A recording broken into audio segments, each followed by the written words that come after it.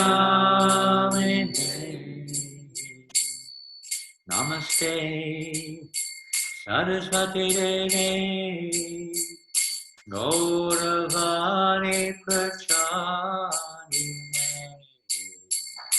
Nirvasesha Sunyavahidi Asyachadeshatarine. Namaste Saraswati Devi Gauravani Pracharine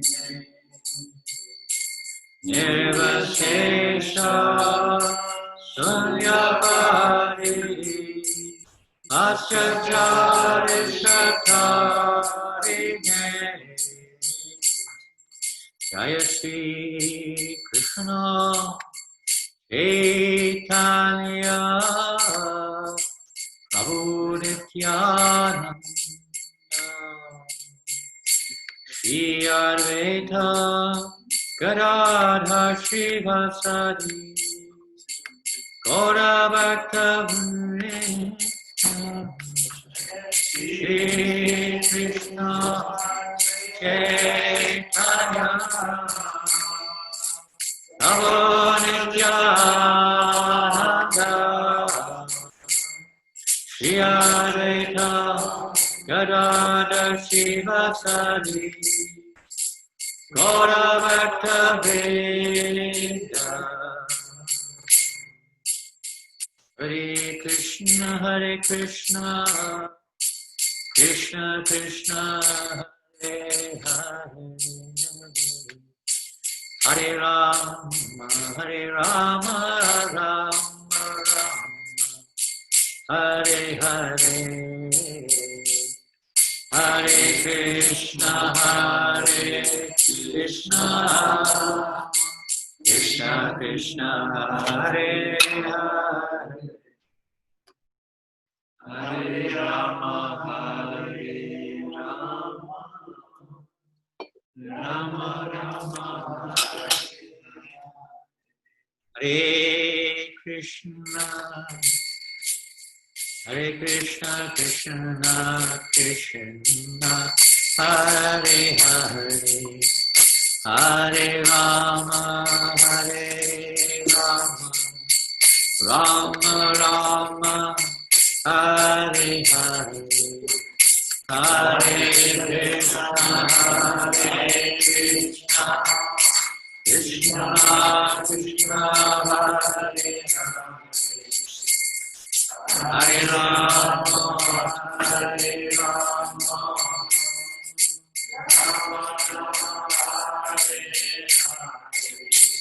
Hare Krishna Krishna Krishna Hare Hare Hare Rama Rama Rama Hare Hare Hare Krishna Krishna Krishna Hare Hare Hare Rama Rama Rama Hare Hare Hare Krishna Krishna Krishna Hare Hare Hare Rama Rama Rama Hare Hare Hare Krishna Krishna Krishna Hare Hare Hare Rama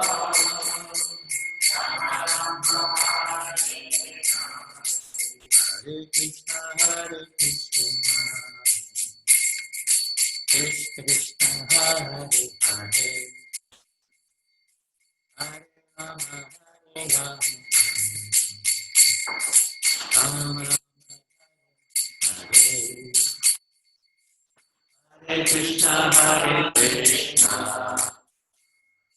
Krishna Krishna, Hare Hare, Hare Rama, Hare Rama, Hare Krishna, Hare Krishna, Krishna Hare Hare, Hare Rama, Hare Rama, Rama Rama, Hare Hare, Hare Krishna, Hare Krishna, Krishna Krishna, Hare Hare,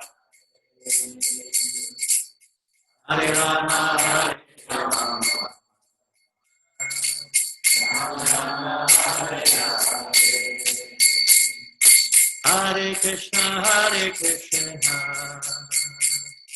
Krishna Krishna, Hare Hare, Hare Rama, Hare Rama, Rama Rama, Hare Hare, Hare Krishna, Hare Krishna, Krishna Krishna, Hare Hare Rama, Hare Rama,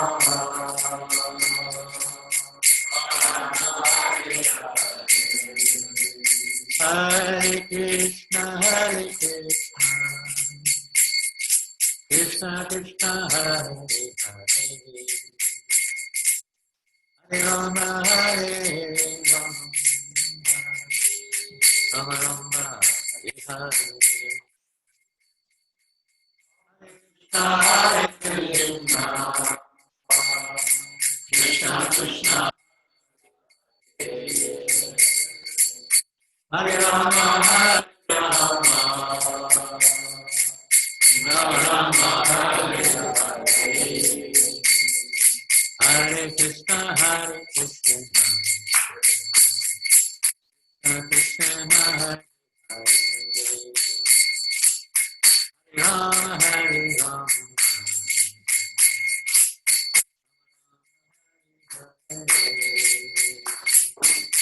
Hare Krishna, Hare Krishna, Krishna Krishna, Hare Hare, Hare Rama, Hare Rama, Rama Rama, Hare Hare Krishna, Hare Krishna, Krishna Hare Hare, Hare Rama, Hare Rama, Rama Rama, Hare Hare, Hare Krishna, Hare Krishna,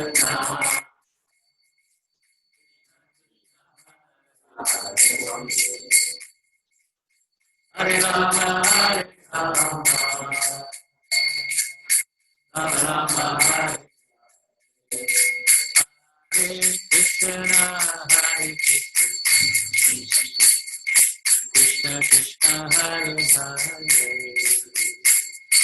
Hare Rama, Hare Rama,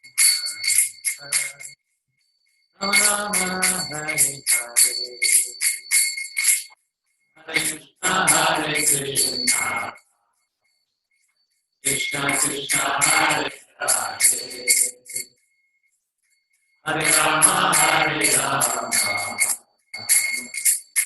Rama Rama, Hare Krishna, Hare Krishna, Krishna Krishna, Hare Hare,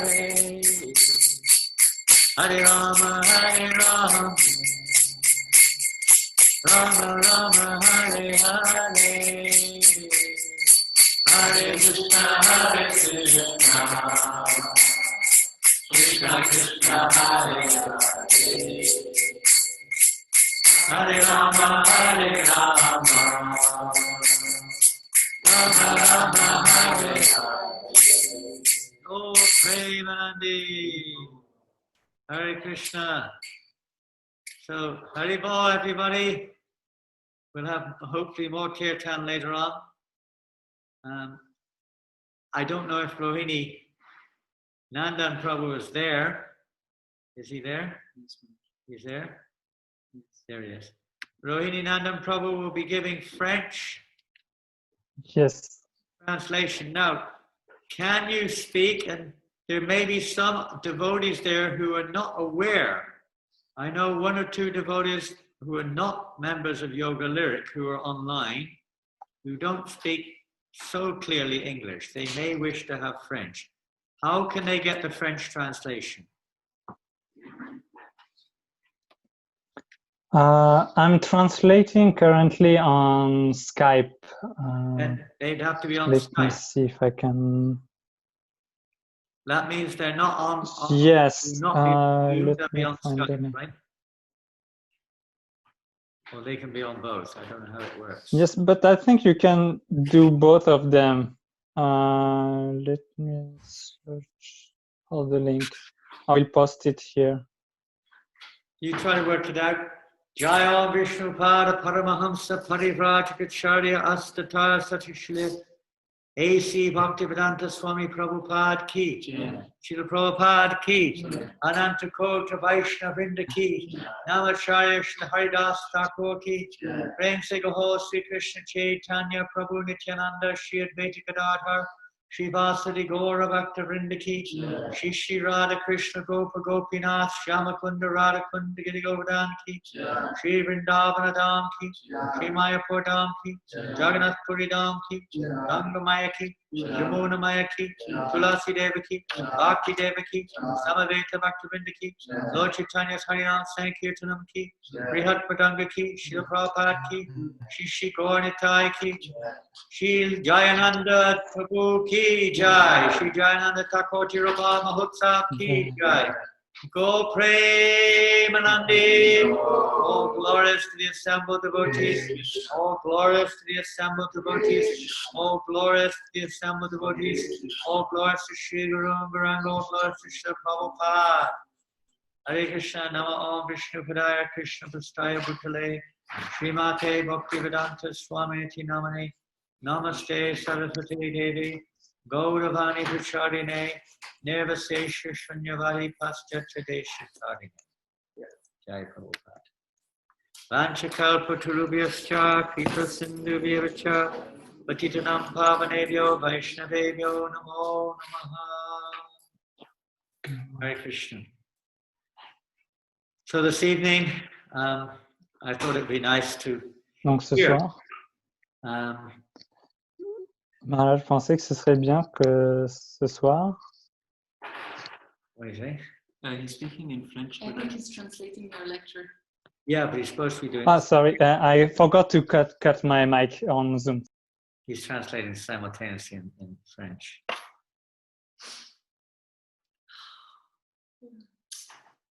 Are we okay now? So this evening we would like to hear the glories of one of Srila Prabhupada's dearmost disciples. His name is Jayananda. We now call him Jayananda Thakur, known as Jayananda Prabhu.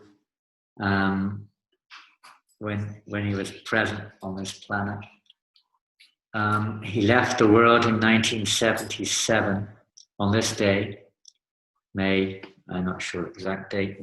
I think it's exact day of today, May the 5th, 77. So it's a very auspicious day today, and we're going to be reading and commenting on there's even books written about it, and many articles, and wonderful to hear. But there's one which always, to me, captures the mood of Jayananda very nicely in a very, we could say, capsule. Very nicely done. So we're going to read from that tonight and comment upon this, because it's very important to hear the glories of great devotees there.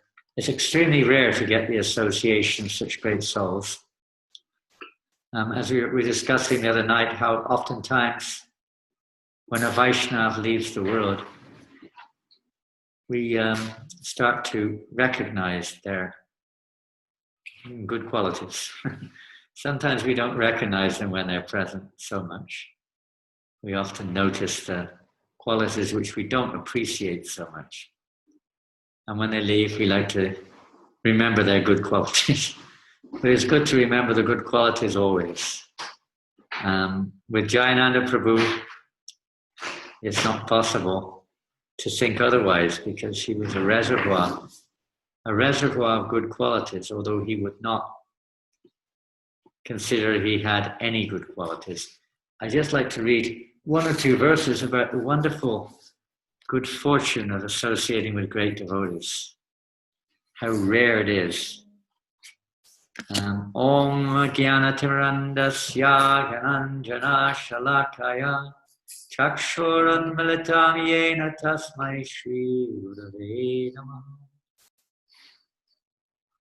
Shri Chaitanya Manobhishtam Stapitam Yena Bhutale Svayam Upakadamayam Tadati Svapavantikam Vandeham Shri Guru Shri Yuttapada Kamalam Shri Gurun Vaishnavanscha Shri Rupam Sarvajatam Sahagana Raghunathan Vitam Tam Sajivam Sadvetam Savadutam Parijana Saitam Krishna Chaitanya Devam Shri Radha Krishna Padan Sahagana Lalita Shri Vishakhan Vitam He Krishna Karuna Sindhu Dinabandhu Jagatpate Gopesha Gopika Kanta Radha Kanchana Mohostake Tapta Kanchana Gorangi Radhe Vrindavaneshwari Rishabhanu Sita Devi Pranamami Hari Priya Shri Krishna Chaitanya Prabhu Nityananda Shri Advaita Gadadhar Shri Vasadi Gaur Bhaktivinoda Hare Krishna Krishna Krishna Hare Hare Hare Rama Rama Rama Hare Hare. Jai Shri Prabhupada, Shri Jayananda Prabhu ki Jai. So maybe Rasikananda Prabhu, if it's possible, if you could put those two verses up, maybe, I don't know if they're going to go up together or one at a time. If they can go on the screen, that would be nice. We're going to try it. Yeah, here they come. Okay, the first one is from the Hari Bhakti Sudadaya. It's in the other book.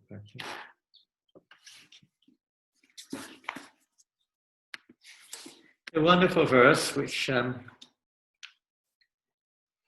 describes the uniqueness of Vaishnava and how we should remember how rare it is to have such a great opportunity. Will they be able to read the screen? Yes, they can see it. Akshnopalam twadrisha darshanam hi Tanopalam twadrisha gatra sangha Jivapalam twadrisha kirtanam hi Sudurlabha bhagavata loke.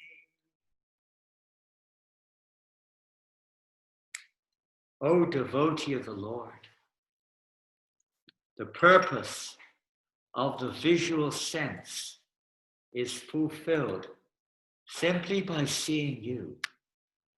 And to touch your body is the fulfillment of bodily touch. The tongue is meant for glorifying your qualities.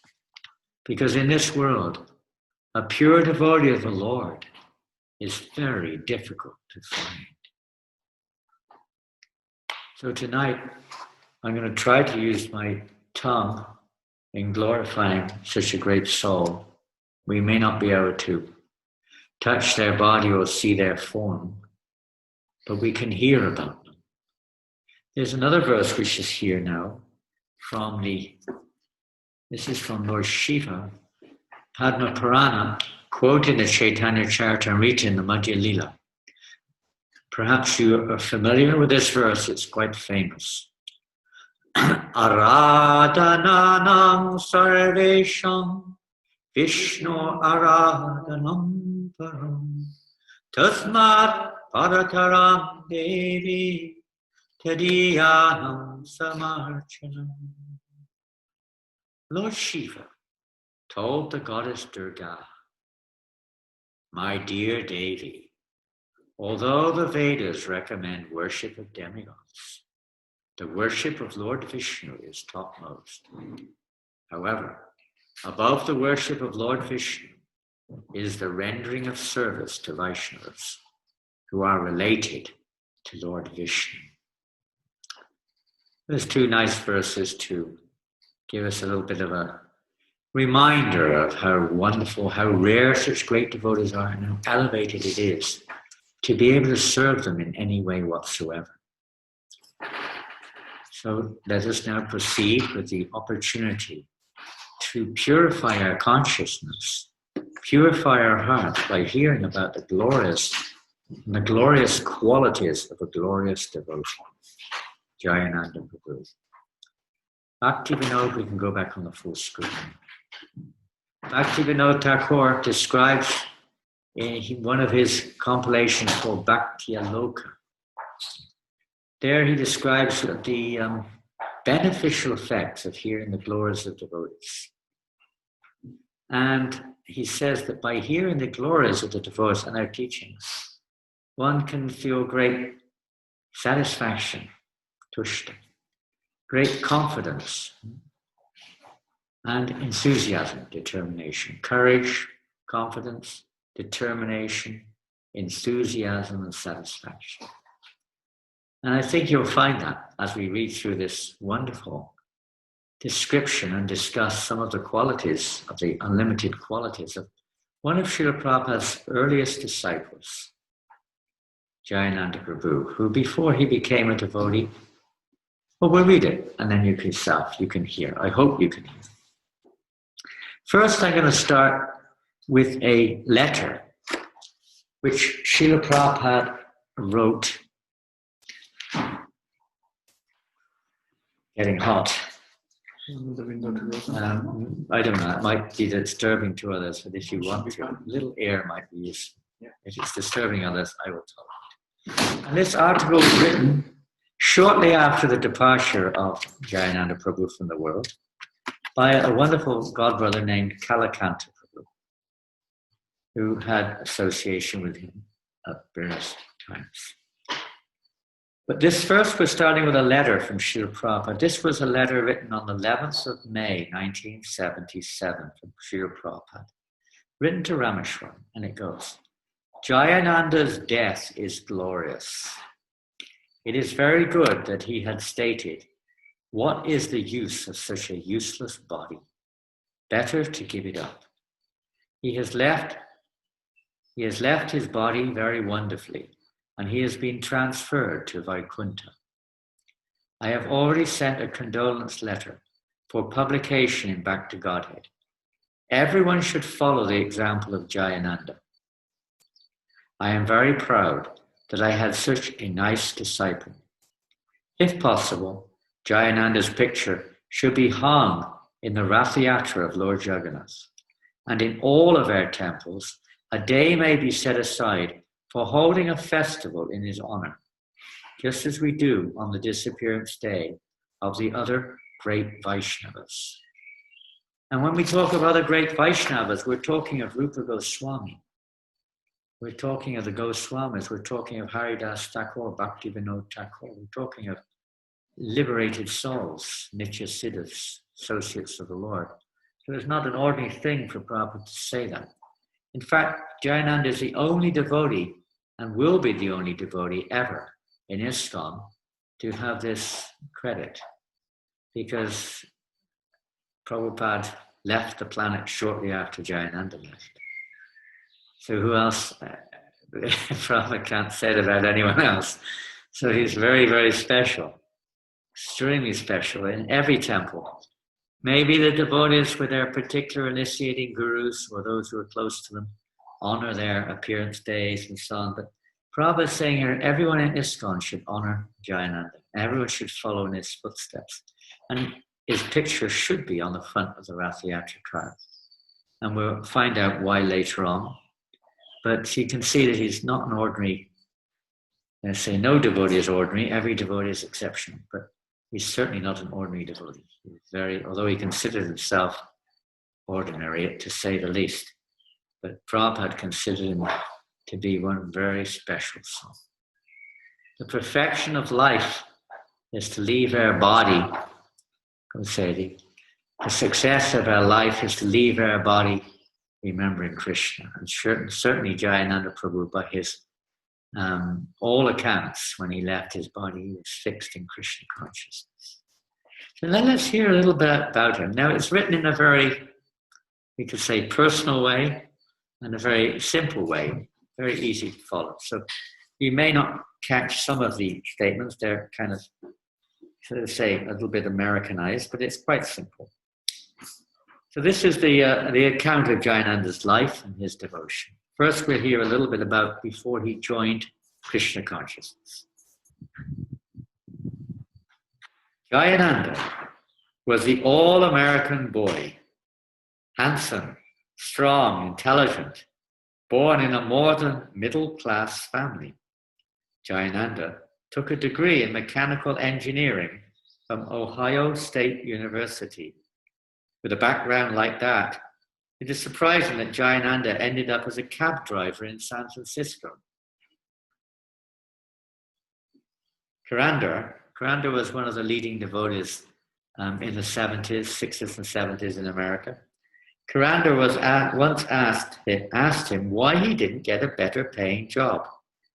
Jayananda said, "I didn't fit in with the upper class crowd." He didn't fit in. Of course, we may play our parts in this material world, but in reality, devotional service and material life, in sense enjoyment, do not go really hand in hand. We may utilize the objects of this material world. We may perform a duty in this material world for various reasons. But really speaking, the soul doesn't fit into this material world. Simple as that. It's not a question of someone does and someone doesn't. No jiva really fits into this material world. We're all in an unnatural environment. The material world is asat, temporary. The jiva is sat, eternal. The material world is bhugatyaga, it's flickering happiness and distress. We get a little sense enjoyment, then we have to work or suffer. Mixed happiness and distress, which is juxtaposed to the nature of the soul, because the character of the soul is Ananda, which means permanent happiness. This world is dark, chit, full of ignorance, whereas spirit is chit, full of knowledge. So by its very constitution, this material world is an incompatible environment for the jiva. It's an unnatural circumstance, and we try everything we can to try to adjust this unnatural circumstance to satisfy our quest for Sat Chit Ananda, for eternity, knowledge, and bliss.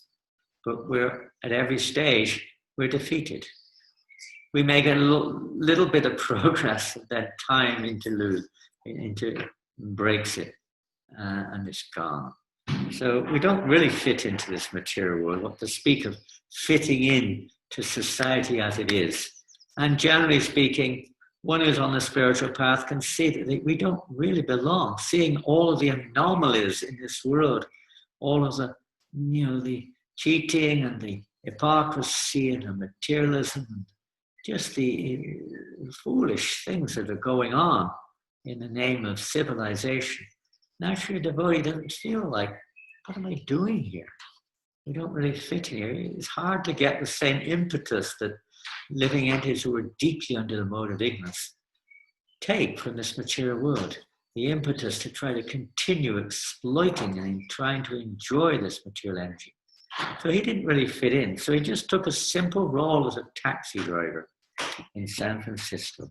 Always introspective, looking within. See, what is this for? What is the purpose of life? What's the use of spending one's whole life? And then at the end, there's nothing to show for it. We just leave our body and it's gone. All of that hard labor. Jayananda felt empty and unsatisfied within himself during his college years. He would often say that he was never happy before joining Krishna consciousness. His depression was almost suicidal when in 1967, he read a small article in the San Francisco paper about an Indian Swami who would come to the Bay Area to propagate the chanting of the names of God. The Bay Area is San Francisco, Berkeley, Oakland, that area. And Prabhupada had gone there in 1967 to open up a center in January. And shortly after that, his name was Jim at that time. Jim came across a little invitation to come to Prabhupada's program. Jayananda recalled feeling a ray of hope. He thought, now there is some hope. He thought, maybe there's something there. Hope against hope. He could see there was no real ultimate point of material pursuit. But now he thought, maybe there's something there. When he read the article, thinking the Swami may have something to offer, Jayananda made up his mind to attend the Swami's lecture. Srila Prabhupada's early lectures in the Bay Area were mostly attended by hippies. And Jayananda was the only straight. If you don't know what straight means, it means like a normal person who dressed in, shirt and coat, pants, and, wasn't long-haired, just like a normal person on the street, more or less. He looked more or less like that, although he didn't really, inside he wasn't thinking in the same way. But he wasn't a hippie, as we understand. He was working, yes, he was working. That was another thing. Generally, hippies didn't work. He was working as a taxi driver, as we just heard. I wasn't much of a religionist, Jayananda said, but I was attracted to Srila Prabhupada. He was especially fond of attending the early morning lectures because at that hour, most of the hippies would be in bed. On some occasions, Jayananda would be the only guest listening to Srila Prabhupada speak from his Bhagavatam. Don't forget, there was only like a handful of devotees at this time, maybe 10 or 15 in New York or something like that, half a dozen in San Francisco, and that was the Worldwide Society of Krishna Consciousness at that time. There were no other ISKCON members at that time. So to be alone early in the morning with Srila Prabhupada reading from his Bhagavatam, a special position. Srila Prabhupada was always fond of Jayananda, and sometimes he would invite his budding disciple to take prasad with him in his room. Srila Prabhupada would cook prasad and serve me, Jayananda recalled. He didn't say anything, he just kept feeding me, and I kept eating. Jayananda, Prabhupada never asked, but Jayananda donated his life savings of $5,000 to Srila Prabhupada to help His Divine Grace print the Bhagavad Gita as it is. As more and more devotees joined ISKCON in the Bay Area, Jayananda continued to work as a cab driver and supported the temple by contributing all of his earnings.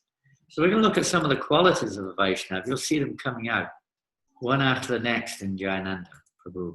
And there's one, he surrendered everything. His life, his money, his time, everything to Srila Prabhupada. He gave everything, whatever he had saved, and whatever he was earning, he was working, everything was going to serve Srila Prabhupada's mission. He didn't keep anything for himself. His whole life was like that. Truly surrendered soul. He had a great attraction to the process of Krishna consciousness. One of his godbrothers, Chandanacharya Prabhu, remembers this special feature about Jayananda.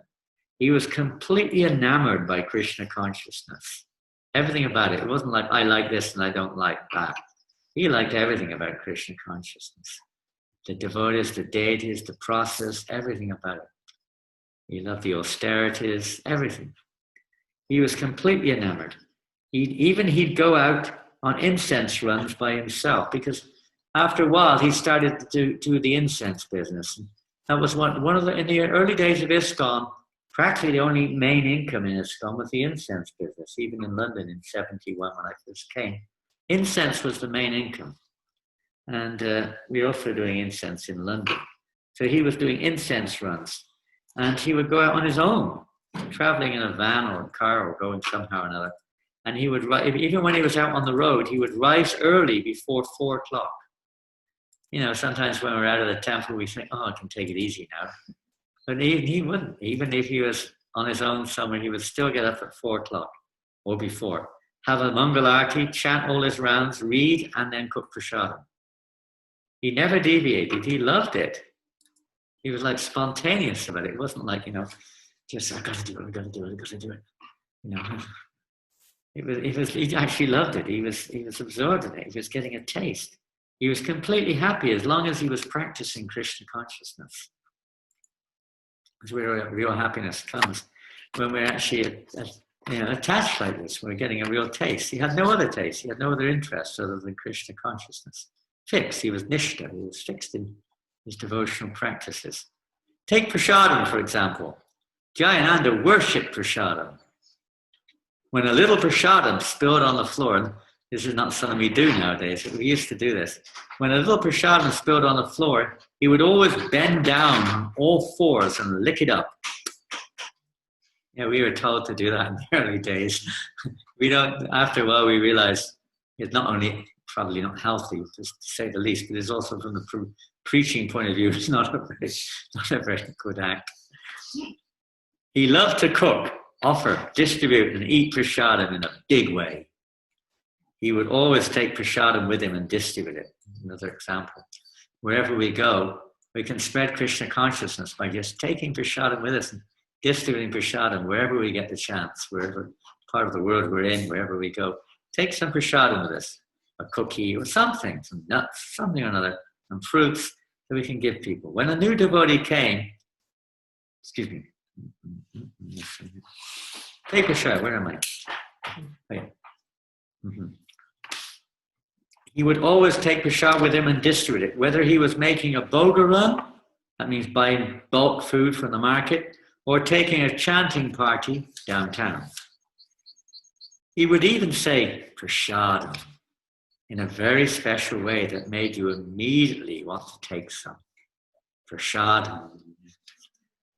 Jayananda knew how to attract people to Krishna consciousness with the prasadam weapon. When a new devotee came, for example, Jayananda would see to it that he was sumptuously fed with prasadam. When Jambavan Das was just becoming a devotee, Jayananda would bring him a plate of prasadam so big that he thought he could never eat it all. When he finally did finish the plate, Jayananda immediately put an identical plate down before him.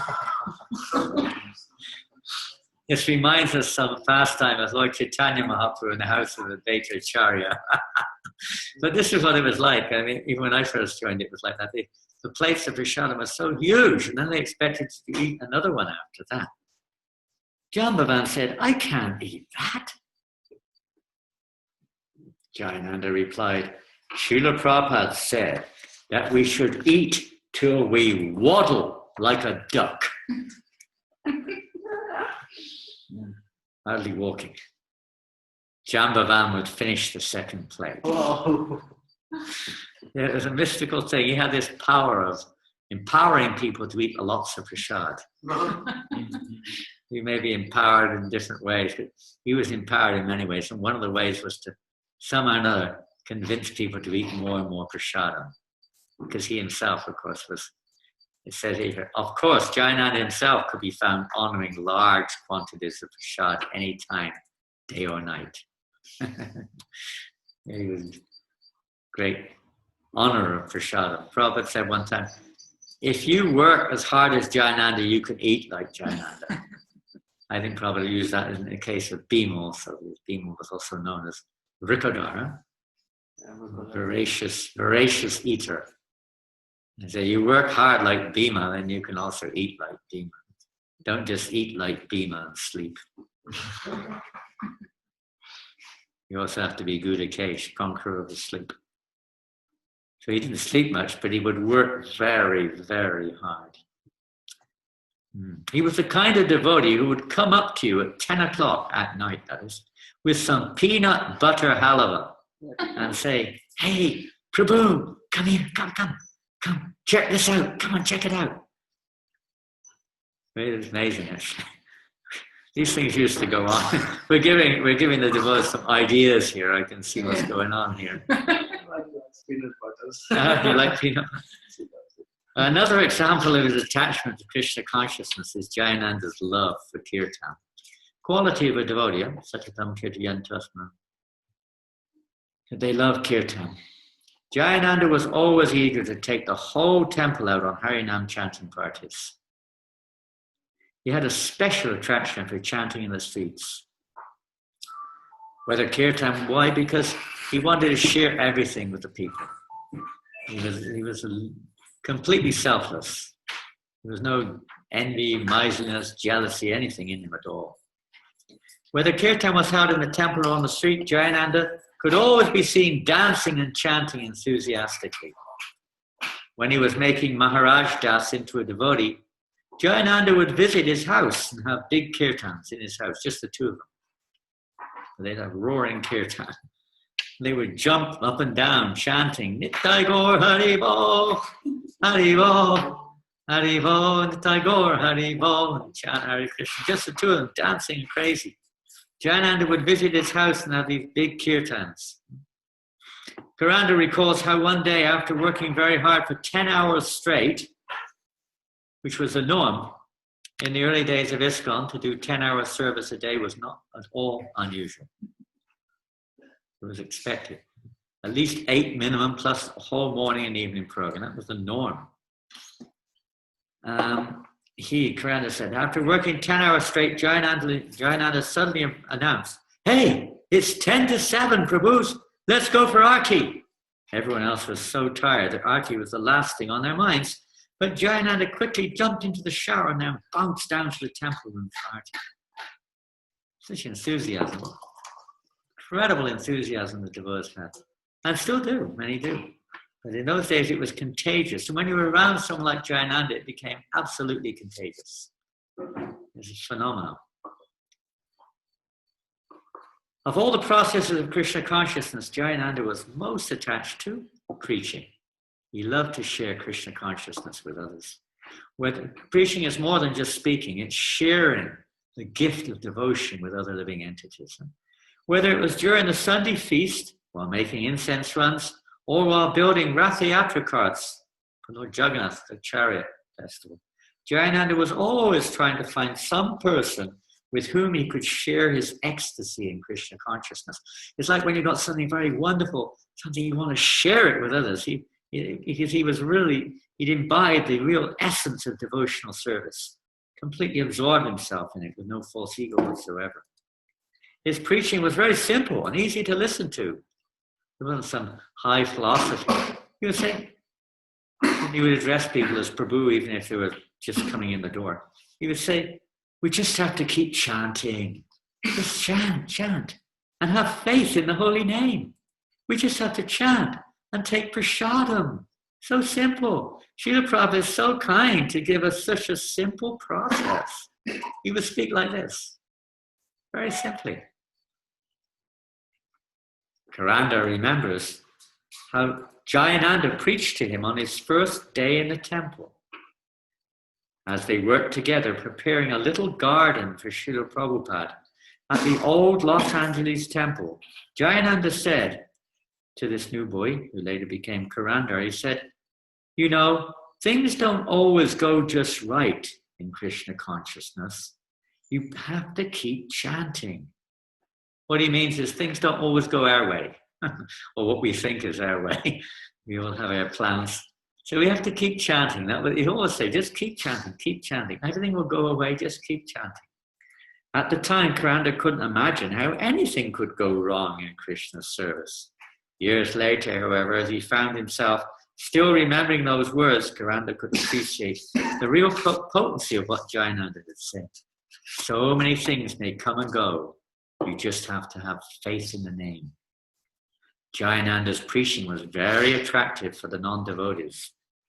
Chandanacharya recalls seeing Jayananda engaged in preaching late one night.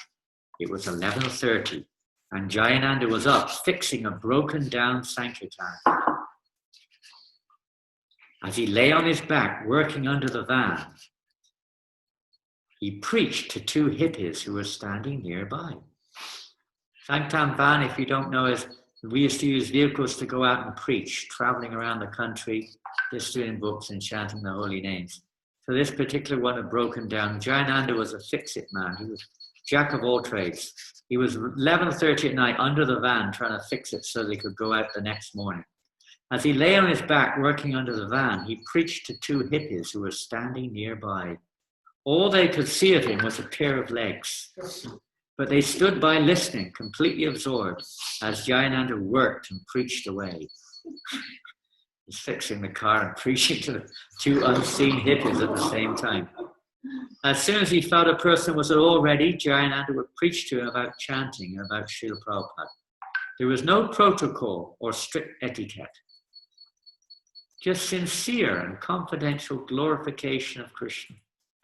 True to his character, Jayananda was often seen preaching to guests from his wheelchair, even during his last days in this world. Jumping forward 10 years, 1977, he was in a wheelchair and he was still preaching at every opportunity. Devotees who knew him could tell from a distance exactly what he was saying. You just have to have faith in the name. Many qualities of Jayananda.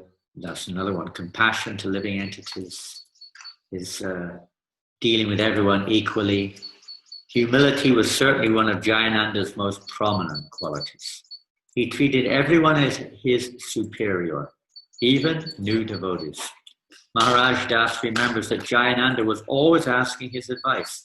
Hey, back to Mike, what do you think of this? Although his service was glorious, he never wanted any glory.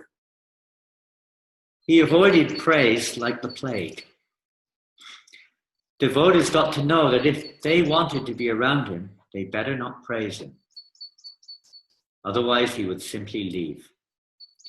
Once when he was with Danavir, our Goswami, someone came to Jayananda and began praising him. Jayananda ignored it. Later, he turned to Danavir and said, you know, if you've been around this movement a few years, people naturally offer some respect.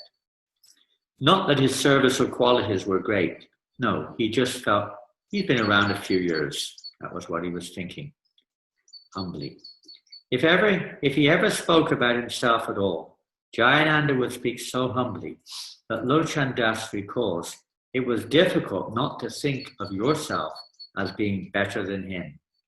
If you had any reason to be puffed up, Jayananda would bring it out in you, because he made everyone feel they were better than him. He could never see himself as being anything but the lowest and the servant of all. Feeling himself unworthy, he would step aside so that others could lead kirtan, give class, or do arti. Instead, he could be found fixing cars, unplugging toilets, washing dishes, taking out the trash. Once a new boy came to visit the San Francisco temple. He was also the personification when Srila Prabhupada, in the early days especially, said devotees have to be willing to do anything, even sannyasis, banking, cleaning, washing pots, cooking, everything, preaching, had to do everything. So he was expert like that. He would do anything which was required. When a new boy came to visit the San Francisco temple, he wanted to help. So Keshava Das, at that time Keshava had become the temple commander, sent him to the trash area. And if you don't know what trash means, garbage, rubbish, what do you call it here? Poubelle, whatever it is in France, where the guy, you enter the rubbish cans, the rubbish bins. So Keshava sent the new boy to where Jayananda Das was preparing the weekly garbage run, to pick up all the garbage and take it to the dump. Janananda told the boy, I'm the garbage man around here. For years I've been watching garbage men carry out the trash, and now Krishna is giving me a chance to do this for him. The boy not only helped load the trash, but accompanied Jayananda to the garbage dump. Later that boy became a devotee, and he recalled thinking, if the garbage men at this temple can be so blissful, just imagine what the rest of the devotees are like. And some of you say, oh no, not the garbage. Come on, I'm a Brahmin. I'm not a new Bhakta, I'm a Brahmin. You're asking me to take out the garbage? Well, he was the oldest devotee in the temple by age as well as by devotion. But he was enthusiastic to take the garbage anytime, every day, anywhere. So blissful, seeing this as a privilege of Krishna. Karanda recalls another instance of Jayananda's humility. One day before Rath Yatra, he said, I spent the whole day running around with Jayananda. He would go around trying to get donations and see people to get permits and so on. By the time we got back to the temple, it was midnight. He'd been out all day serving. The whole building was so crowded that we couldn't find any space to lie down. Rath Yatra time, the temples were real small in those days. I remember in London. When Rath Yatra come, there'd be like 100 devotees would descend on London temple. Small temple, there were like 20 of us there normally. It was already crowded. We had one room for all the brahmacharis. We used to sleep on the stairs, in the bathroom, the toilet, everywhere you could get, anywhere and anywhere. So when Rath Yatra come, the door, like 100 devotees, it'd be absolutely backed out everywhere. On the roof, they would sleep on the roof. Everywhere, even on the neighbor's roof. And they were sleeping everywhere, wherever you could find a space. So they couldn't find anywhere to lie down, to take rest. Finally, we found a room in a little tiny storage closet. I was so tired that all I could do was throw my sleeping bag on the floor and lie down. Then I saw Jayananda walking out of the closet. I asked him, where are you going? He said he'd be right back. But I kept pressing him. Finally, he explained he had some rounds of japa still to finish up. He didn't want to keep me awake by chanting in the room, nor did he want me to feel bad because he was going out to do something else. He just wanted to slip away to some corner and fulfill his vow. Another quality of a devotee. He determined to follow the instruction of the spiritual master. I remember saying, sometimes it's not possible to finish all one's rounds because there's so much work to do. That's okay, he said. I'm not too tired. I was amazed, not only by his consideration for me, but his full submission to Srila Prabhupada. Now, he would never. Sometimes we hear this. In England, we had this one time in 1973. Our GBC told some of the devotees that there's no difference between service and chanting your japa. He said, if you haven't got time, don't bother with japa. So it came to Prabhupada. Prabhupada said, what rascal has said this? This is not correct. He asked the devotees, how much sleep are you getting? The devotees were saying, we're so busy, Prabhupada, we don't have time to chant japa. And Prabhupada said, are you sleeping? He said, well, yeah. And Prabhupada said, how much are you sleeping? And I remember some of the devotees said, 4 hours, Srila Prabhupada. And Prabhupada said, then sleep 2. You must chant your japa. We can't imitate, but that was Prabhupada's move. The point was, he was putting on the emphasis, you must chant, good chant, chanting around. That was what he was emphasizing. That's the most important thing. Although perfectly qualified, Jayananda was reluctant to take a post as temple president or sannyasi. It was not that he wouldn't or couldn't do it.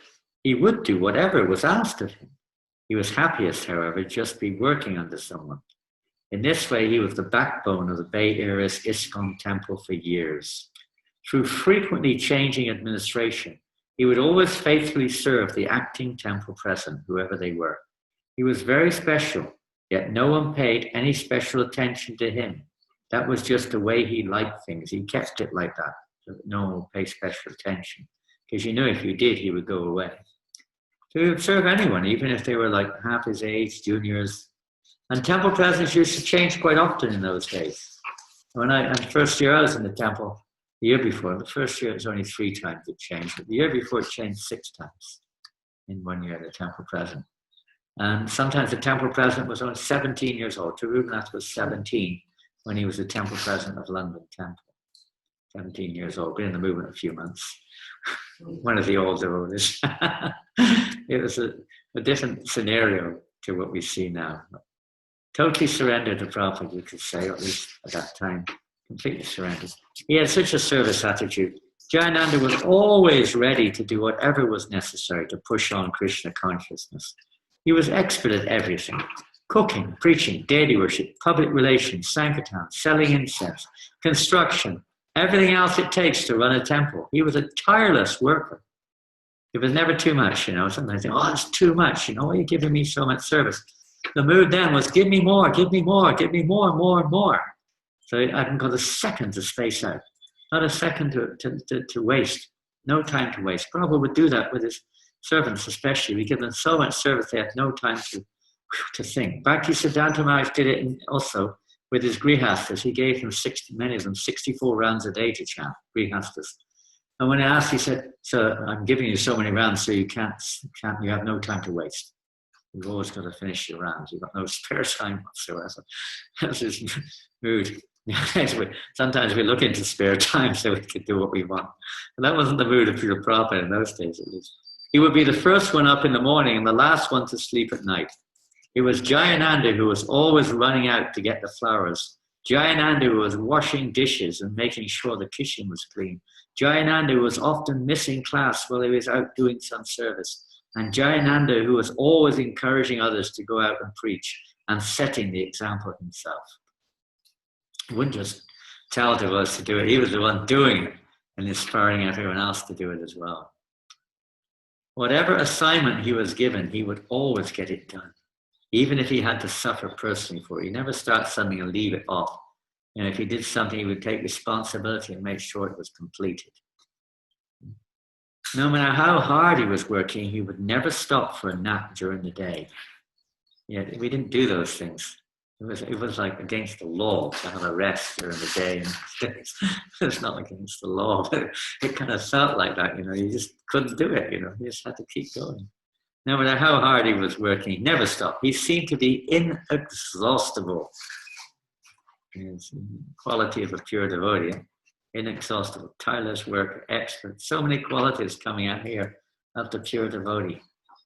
Janananda Prabhu remembers that many times the San Francisco devotees would go out to Berkeley, it's a city near San Francisco, a university city, to distribute the leftover prasadam after a Sunday feast.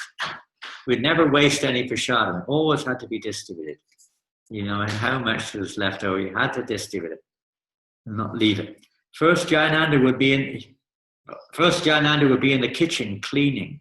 Then someone would say, "Hey, how about the leftover prasadam?" Jayananda would say, "Okay, first let's get this kitchen clean."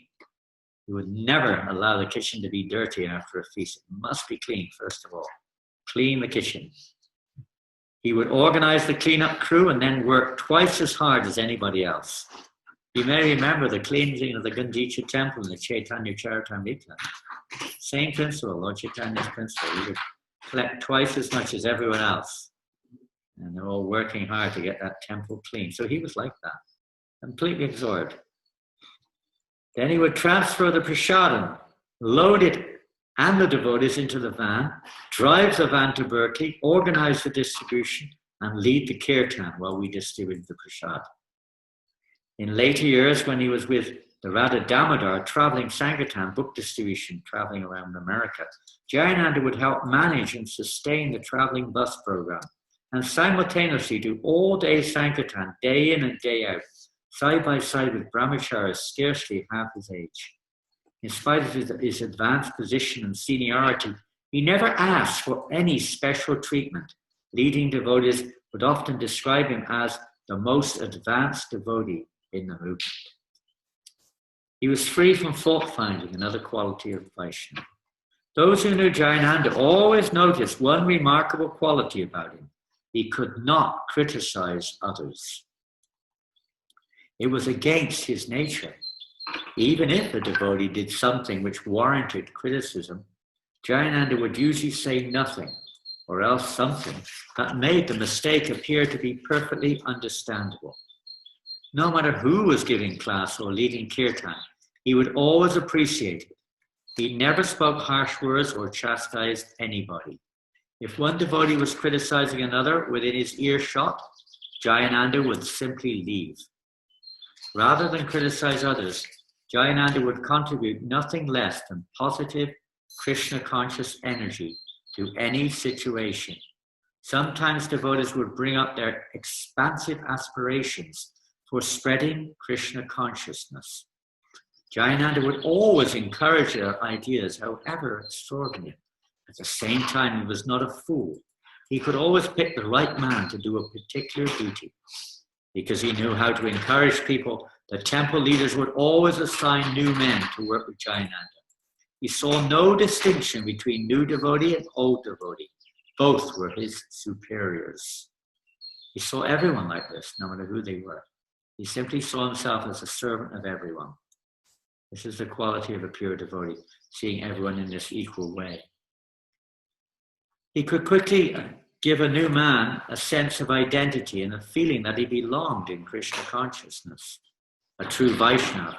He was expert at fanning any little spark of Krishna consciousness into a big fire. We heard this the other day, how Srila Prabhupada, when Tamal Krishna Maharaj was asked, what did he see as Prabhupada's greatest quality? He said that. He said his greatest quality, Prabhupada could see in every single person a spark of devotion, and he would fan that spark. And Jayananda was the same. He could bring the devotion out in every single living entity whom he came across. Few will dispute the claim that Jayananda made more devotees and helped more devotees pull through than anyone else in the movement. He was very dear to everyone. Like the 6 Goswamis, Jayananda was dear both to the gentle and the ruffians.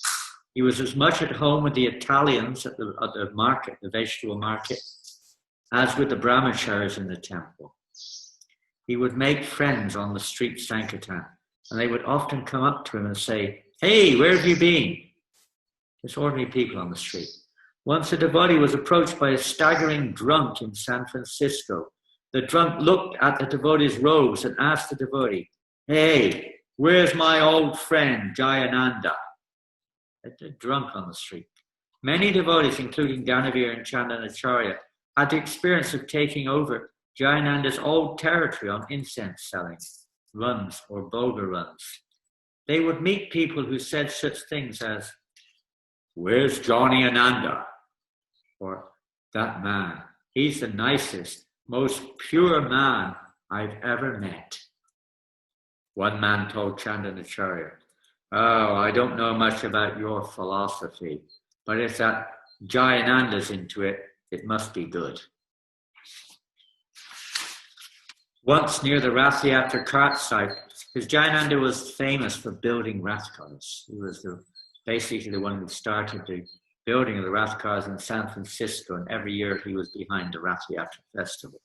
Once near the Rath Yatra cart work site, they're building Rath cars, Jayananda invited Keshava to step inside a bar and meet some of his friends. If you don't know a bar, it's like a pub in England. We call it a pub, a bar, a place where people drink liquor. So there was one of these pubs or bars near the Rath Yatra site where they were building the carts. So Jayananda said to one of the devotees there, Keshava, come and see some of my friends. They walked inside the pub, the bar, and immediately some 25 faces looked up and smiled brightly. Someone said, "Oh, is this your friend you were telling us about, the temple president?" And Jayananda said, yes, it is. And then they presented the temple president and Jayananda with the two devotees with a sack full of vegetarian groceries, which they'd all chipped in together to buy. Among the devotees, Jayananda was like a big brother, always compassionate and willing to listen to them. But devotees rarely burdened them with his problems. When you were around Jayananda, said Karanda, you had no problems. It was like that with Prabhupada. When devotees would sometimes want to go in his room there, I've got so many problems, I've got to see Prabhupada. As soon as you get in there, problems go away. There's no more problem. Like in the sun, everything's so dark. As soon as you come in the presence of the sun, no more darkness. The devotees loved Jayananda and talked about him during long drives on traveling Sankirtan. He was dear to them because he had a sense of humor. Jambavan recalls being awakened one night at midnight by Jayananda. Wake up, Jayananda said. Wake up, I've got a benediction for you. Jambavan woke up. What's this? He then pushed a big samosa into sleeping Jambavan's mouth. Don't imitate it, okay, Ramadi? Okay. A samosa is a very beautiful vegetarian, like a vegetarian pie, if you don't know. Like Maharaja Yudhisthira, Jayananda's enemy was never born. No, everybody liked him. Amazing character. Expert at engaging everyone. Jayananda was very eager to see everyone engaged in Krishna service. He once wrote, "When I reflect on my consciousness, had I not had association with devotees in Srila Prabhupada. I shudder to imagine the nightmare I would be in. If we could become a little dedicated to distributing the mercy, so many could be saved, so much suffering. This is his mood. He would remember what a fallen condition he was in, practically a helpless, hopeless situation. And he would always bear that in mind, thinking how we can help others to get out of this situation. He'd always be thinking how to preach this message to others, give this mercy to others. Simple way, it doesn't have to be complicated, just somehow to give people prasadam, an opportunity to serve, an opportunity to chant, whatever it is, somehow or another connect them. Because of his genuine compassion, Krishna gave Jayananda the unique ability to make people want to serve Krishna, directly or indirectly. Whenever a new bhakta would come, Jayananda made him feel that he was engaged in important work. He was older, bigger, and stronger than just about anyone in the temple, and everyone was glad to be working under him.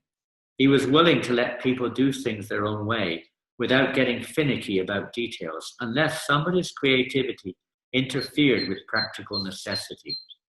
New bhakta or old, everyone felt satisfied after a day's work with Jayananda. This was especially evident during Rath Yatra time. Jayananda would organize a crew. These are the type of people that helped him build the Rath cars.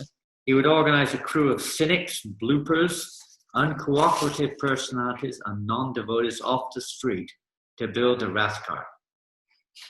It wasn't like, he had, give me the devotees, Prabhu, I want all the best devotees.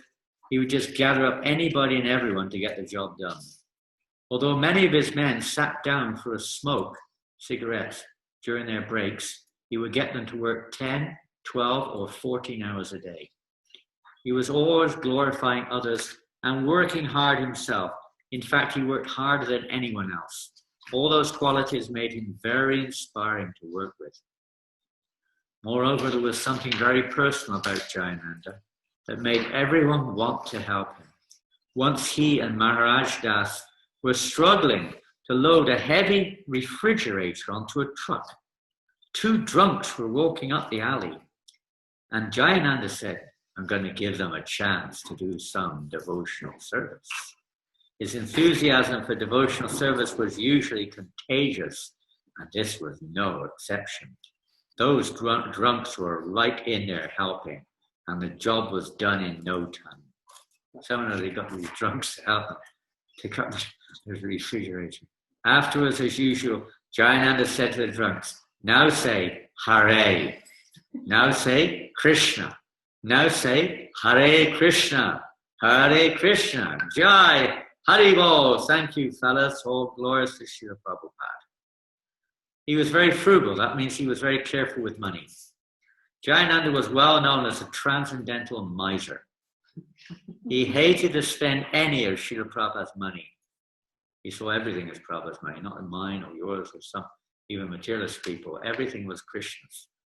But personally, he had almost no possessions, even during his years as a householder.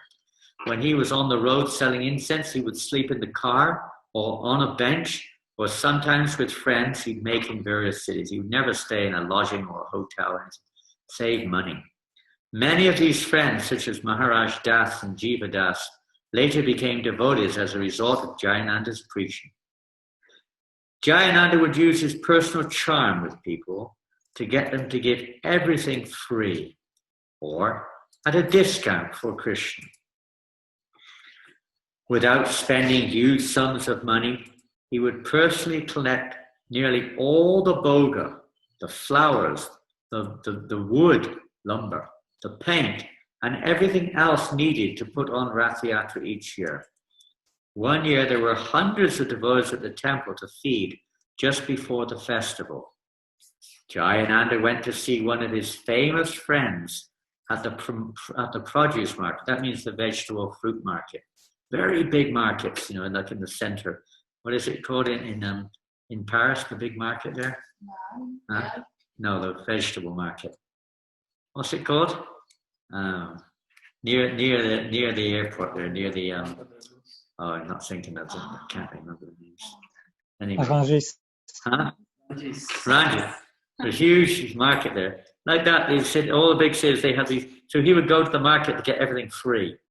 So he had one friend there called Banana King Louis, some Italian guy or Greek guy or something. He was like one of the big, the mafia. They're all mafia, these market guys. And he was one of the big, heavy guys in the market.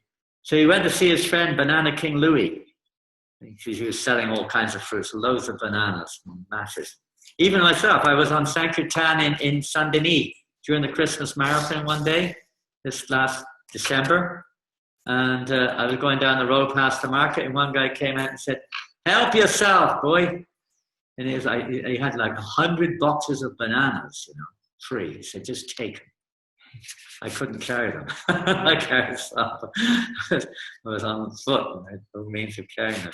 Sometimes that still happens like that, but it was common in those days, especially when somebody with the charm of Jayananda would melt people's hearts. Jayananda went to see Banana King Louis. Jayananda then came back to the temple with 4 free truckloads of bananas.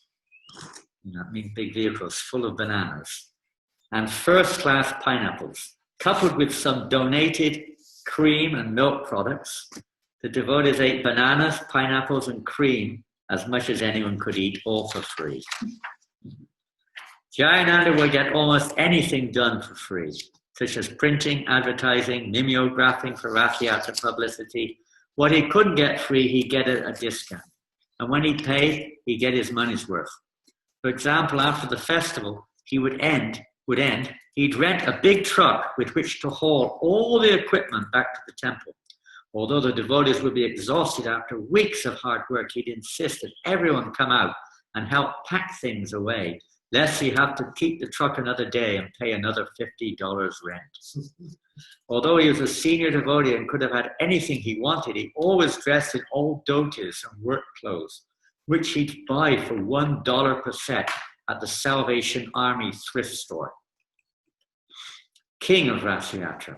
Jayananda was the backbone of the Bay Area, Rath Yatra, for years, and his experiences at each one are summarized in the Rath Yatra Back to Godhead magazine. Behind the scenes, Jayananda was doing everything in preparation for each festival. He would beg food, flowers, and funds, buy materials, build the carts, advertise, arrange for permits, organize the cooking, serving a prasad. Although things always went right down to the wire, that means to the last moment, to the last penny, he would consistently succeed in fulfilling all his plans every year. Like we were hearing last night, plan making. The materialists are always making plans for sense enjoyment. He would be making plans to please Prabhupada, to please Jagannath, to spread Krishna consciousness somehow. This way we never think of all of our mental problems, all the issues that we make so big. He was completely absorbed like this. He would rise. During the weeks before the festival,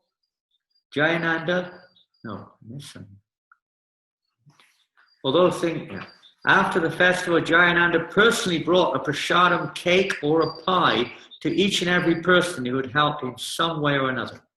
Because of his efforts, the devotees in the Bay Area, San Francisco, enjoy to this day an amazingly harmonious relationship with the city officials. They even made a day in San Francisco on their calendar, Rath Yatra Day. It's on their city calendar.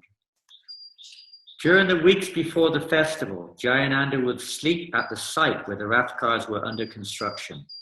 He would rise every day at 4 o'clock without fail, even if that meant he was getting only 3 hours sleep or less. To keep his crew enlivened, he would cook fantastic prasadam on a tiny gas stove at the site. The preparations were always carefully offered, and each was filled with so much bhakti that the temple devotees would sometimes sneak down to the cart site just to get some. I know we did that in London one time. Mahavishnu Swami, the one with the hat, he was one of the ones who would build our cart in London. Swinburne, another devotee from Australia. They would build the Rath cars with a few other devotees help. They would be up all night. And they would also cook this wonderful halava. And sometimes I'd have to go down to send something down for them. We'd always get this amazing halava down at the Rath site there. Incredible. There's nothing like halava, cooked properly and offered nicely. Jayananda regarded his final Rath Yatra, the 1976 festival in New York, to be his most successful. Here is how he described the event in a letter to Keshava Das. He said, "Somehow I got the good fortune to work on a New York Rath Yatra. It was such an auspicious opportunity. Prabhupada was coming. There was finally a first-class center in Manhattan. Somehow Toshin got an okay. Toshin was a devotee getting the permits from the council in New York. He got the permit to use Fifth Avenue for the parade route. They made up some story of some kind to get permit, because Fifth Avenue is like the main road in America. You know? Somehow they just told me it's a little procession or something. They didn't say they were having 3 big cars going down. Somehow they got it. And Jambavan was here, and we had a couple of other boys who worked very hard. I was praying that somehow we could just get the carts finished. Somehow, by Krishna's grace, it worked out. You wouldn't have believed some of the events. The night before the festival, Saturday, at about 5 or 6 o'clock in the evening, we were raising Balaram's dome, and it was at the top when a huge gust of wind caught it and blew the whole thing over. The framework was busted, the tubing twisted, everything. I didn't see how on earth we could rectify the situation. There was so much to do on the other 2 carts. The 2 devotees who were expert builders vowed they'd somehow get it back together. I had some extra pipes, etc. And they worked all night. And by Krishna's grace, all 3 chariots were at Fifth Avenue on Sunday morning at 6:30 a.m. There's no place like New York for Rath Yatra. The parade was tremendous, as was the scene in the park. Even when we pulled the carts back to the construction site, people would come out of their apartments and bars and chant Hare Krishna. I guess that occasion was the perfection of my career in Krishna consciousness.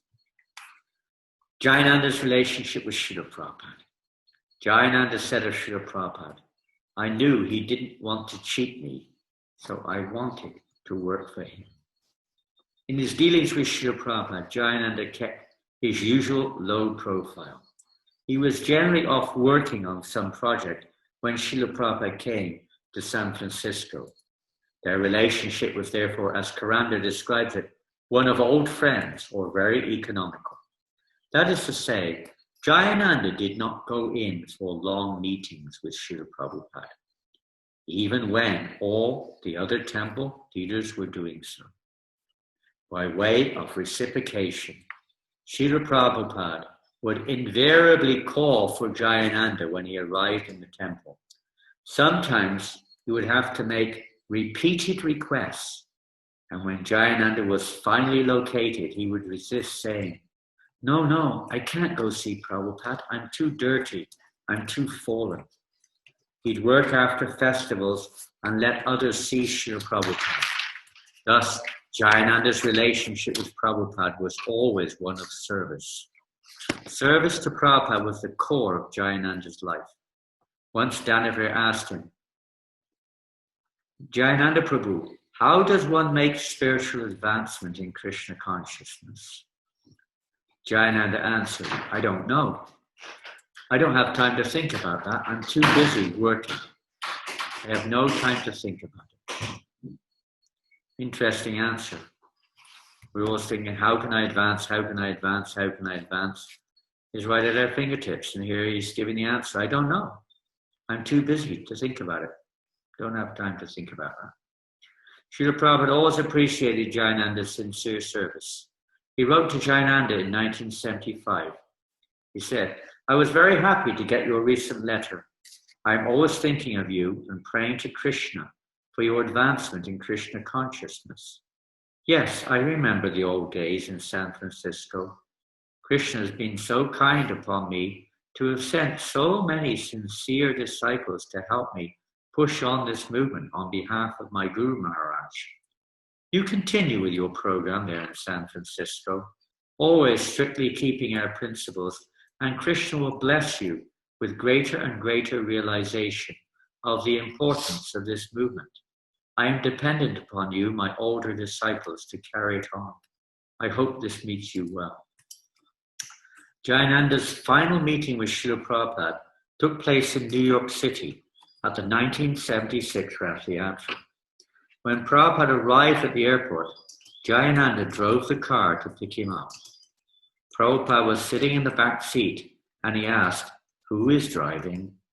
The devotee said, "It is Jayananda Prabhupada." "Oh, Jayananda. He gave me $5,000 to print my Bhagavad Gita." Jayananda was fearless. Jayananda was not only big and powerful in body, but he was strong with faith in Krishna. Therefore, nothing could frighten him. Once on San Francisco's Market Street, Jayananda was playing Madanga and leading a kirtan party when down the street an enormous man appeared. He was at least 7 foot tall and weighed perhaps 150 kilos. His unkempt beard and drunken appearance indicated he was probably an old veteran living in the bars of his pension. Those he'd probably been in the war and he was, on pension. Looked like it. As he approached the kirtan party, the temple's reserve kshatriyas. Kshatriyas means the devotees who were there in case anyone tried to attack the devotees, which sometimes happened. Keshava Das and Guru Kripadas ready themselves for trouble. The guy wasn't going to go for them. Sure enough, the monster marched up to Jayananda. Terminology. He marched up to Jayananda, turned and began to shout, "Stop this chanting!" Jayananda looked him straight in the eye and said firmly, "Chant Hare Krishna. Just chant Hare Krishna." To everyone's amazement, the drunk simply turned and walked away without a scrap. The ultimate expression of Jayananda's fearlessness came at the end of his life, when he was diagnosed with leukemia and cancer of the lymph glands. He wrote from the hospital, "I was out of the hospital for a month going to the clinic, and now I am back for a couple of weeks of intensive treatment. Actually, the whole thing was a real blessing, as it made me realize that death is right at hand. Somehow I need these potent reminders to help me advance in Krishna consciousness. For the time I was in the temple, I was appreciating Krishna consciousness so much more than ever before. So it's been a real blessing." He was seeing how Krishna's hands. He wasn't complaining. He wasn't even asking Krishna, "Cure me," or anything. He was seeing this as mercy. I deserve this, and it's really reminding me of the truth and making me appreciate Krishna consciousness so much more. Even in his last few months in the Los Angeles temple, Jayananda never succumbed to fear or self-pity. When his old friends would come to his room and see his withered form, and practically a ghostly appearance, they would find it hard to talk their way around his condition. What Jayananda communicated, on the other hand, was complete disinterest in the whole subject of his health. Instead, he was scheming how to put on Rath Yatra in Los Angeles. Sitting on the lawn in his wheelchair, looking like death personified, Jayananda could not stop thinking and talking about Rath Yatra. Karanda remembers looking at him from his desk. Jayananda was there, the epitome of Krishna consciousness and fearlessness of death. Karanda thought it odd that he didn't feel any pity or remorse for Jayananda. Actually, he was very fortunate. I remember one devotee who was in a similar situation in India, in Vrindavan. He just arrived from the hospital in Vrindavan, and he was going there to leave his body. And we were there with him in his room. And all the devotees were saying, they were putting garlands after garlands on him. And someone said, stop. If you put more on him, he'll die. Like 100 garlands on him, you could hardly see him anymore. And they said, put more, let me die under the garlands, he was saying. And then someone was saying, so he knew the devotees, poor Prabhu, it's such a case. And he said, poor Prabhu, poor you. I'm leaving and you're staying. I'm the lucky one. I'm out of here. You guys are going to stay here and suffer. I'm out of here. He was going on like this, He was completely fearless. He was determined he wasn't going to come back to this material world.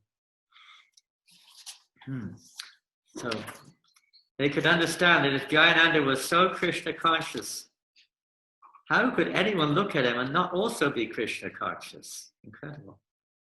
Jayananda pushed on the Los Angeles Rath Yatra until he was so weak he could no longer pick up the phone and call old friends to ask for donations. Actually, he collected a large amount of Lakshmi and devised the various means by which the festival could take place. The festival managers will readily admit that without Jayananda's presence, the first Rath Yatra festival in LA would never have taken place. That was in 1977. Thus, he proved that by engaging in devotional service, one transcends even fear of death. That Jayananda passed away while Srila Prabhupada was still on the planet is not insignificant. In this way, Prabhupada was able to confirm to all of us that everyone should follow the example of Jayananda. Certainly those who knew Jayananda should take it upon themselves to preach about his qualities of humility, eagerness to serve, equanimity, and devotion to Krishna and Prabhupada. We offer our humble obeisances to all such devotees who understand these qualities and try to share them. We offer our humble obeisances to Srila Prabhupada and to Sriman Jayananda Prabhu, the exemplary teacher of devotional service in Krishna consciousness. And here's a letter from Prabhupada, 2 letters from Prabhupada we'll finish with, and 2 little stories to add on because our time is running. And there's so much more to say. Dear Jayananda, Prabhupada writes, please accept my blessings. I beg to acknowledge receipt of your letter, dated February 21st, 1977. And I thank you for the check, as well as the nice sentiments which you have expressed. In the beginning, you also gave me $5,000, and now again you have sent. This body is today or tomorrow finished. We should not be very much bothered about the body.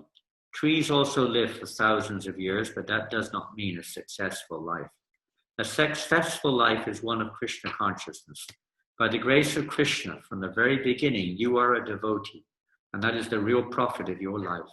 I thank you for your check, but I would prefer that you may require the money for your medical treatment. So if you like, I can return it. But I hear you have some income.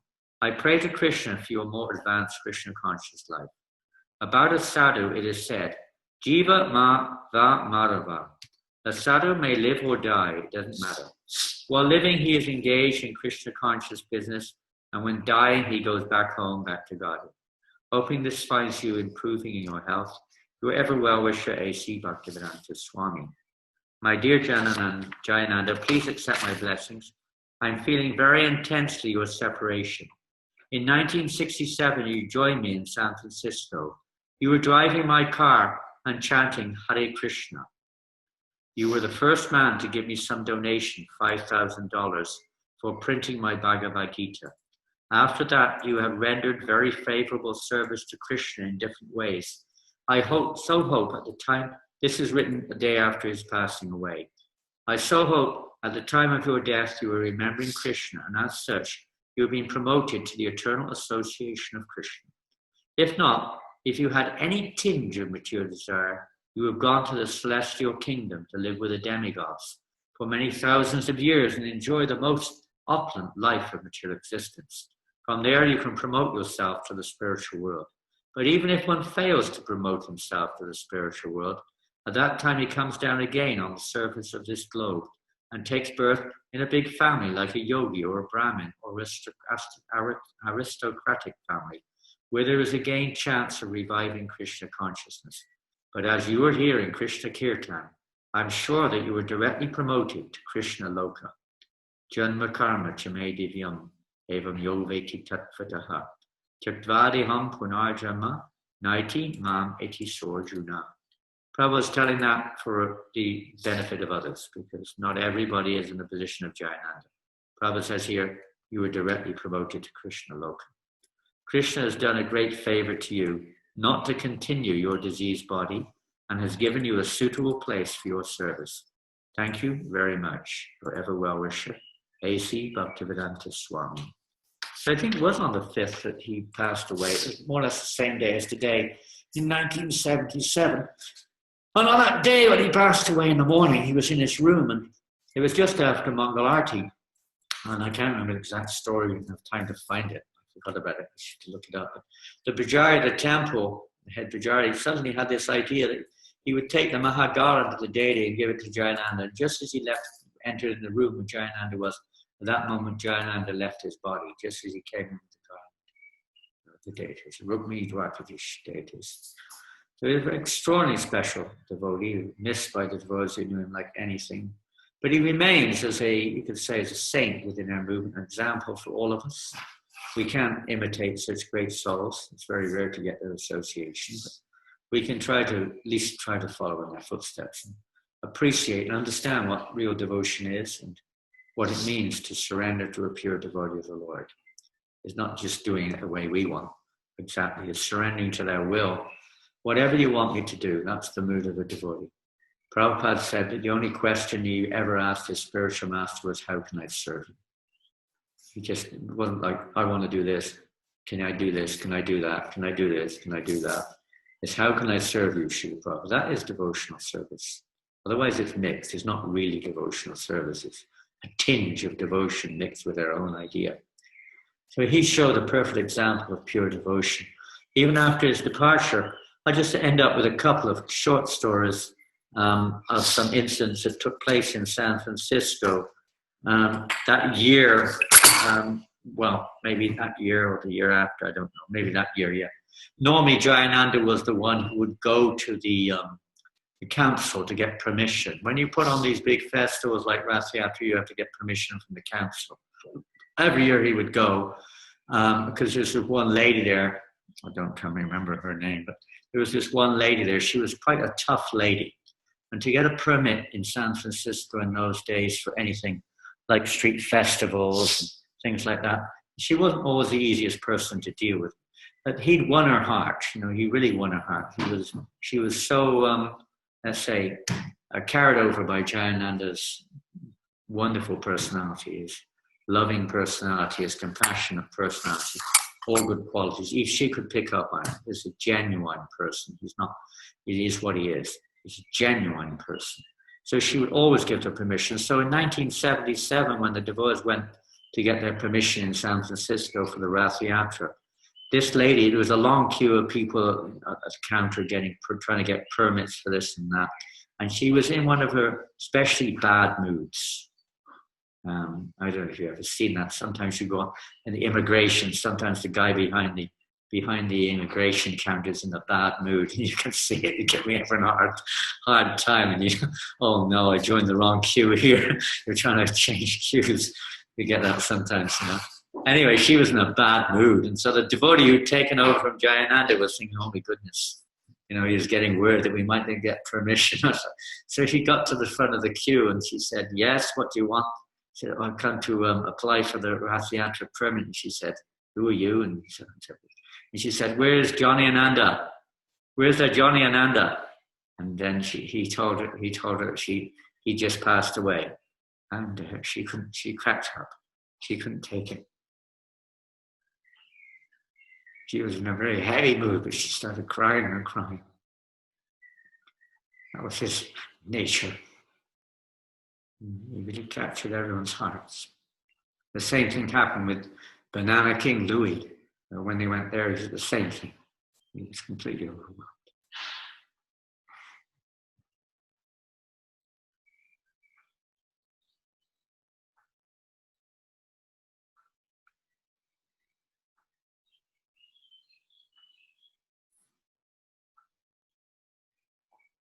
So it's very, very rare to get such a great devotees association. So we can get that a little bit by hearing about them. How they make the actual real devotional service is so simple. We make it so complicated. We make it very complicated. We make it very complicated sometimes. But actually bhakti is very simple.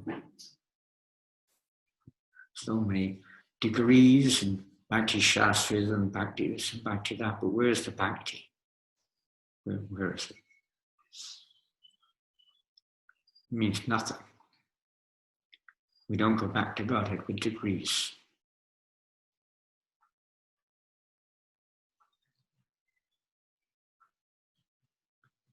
Hare Krishna. Jayananda Prabhu ki jai. Hare Krishna. So if anyone has any questions, you're welcome to ask.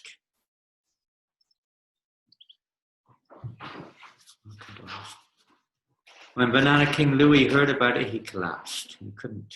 He was like the toughest guy in the market. He couldn't handle it. So if you don't, you can type them in. I think you can type questions if you want, if you have any. You don't have to. Many devotees who heard or knew about Jayananda, the devotees said, he's like the Srila Prabhupada is our acharya, but he's like the most expert acharya, disciple acharya. Prabhupada is the acharya, teaching us from the point of view of both servant and guru.